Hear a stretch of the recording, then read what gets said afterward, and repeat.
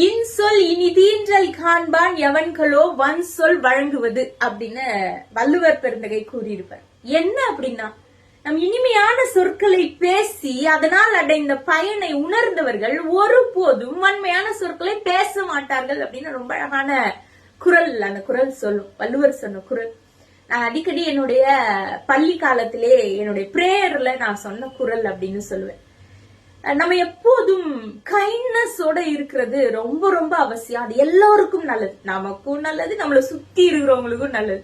அதனால kindness is a act that we are able to show that we are human அப்படின்னு.